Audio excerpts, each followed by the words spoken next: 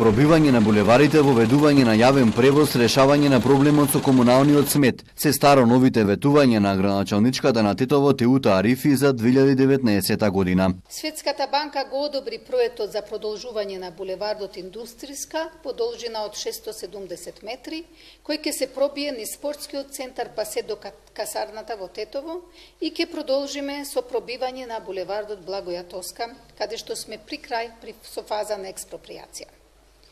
За да го ставиме во функција општинското предпријатие за јавен превоз, се пријавивме во програмата МСИП-2, која ќе ни обезбеди 6 градски автобуси со најсовремени еколошки стандарди. Овие ветувања градоначалничката на Тетово Теута Арифи ги дава секоја година, но на терен нема ништо. Наместо да се пробијат, дел од булеварите Благоја Тоска и Индустријска се претворени во диви паркинзи. Хаосот во сообраќајот од година в година се зголемува. Предпријатието за јавен превоз функционира само на хартија, а Тетово се уште тоне во смет. Граѓаните повеќе не веруваат дека нешто долго најавуваните проекти годинава ќе се остварат. Само укражба.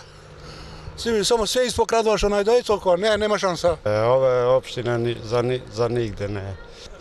Чистотата да биде мало на ниво и инфраструктурата, поготово делот од Благоја Тоска што е останало како слепо-срево.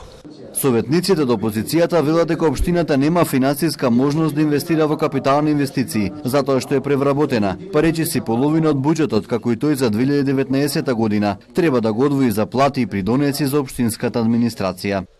Во делот на одржување на парковите и зеленилата, исто така се предвидени 0 денари.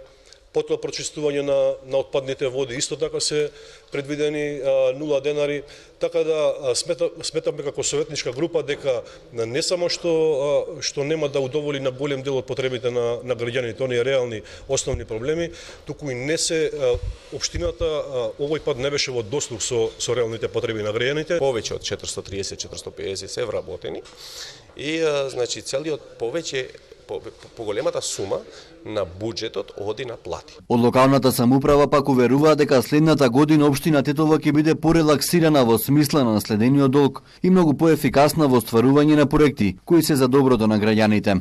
Одлуката на владата за подмирување на 51% долговите на општините е можност што досега немавме, но истовремено одговорност која треба сериозно да ја разбереме, потенцираат од општина Тетово.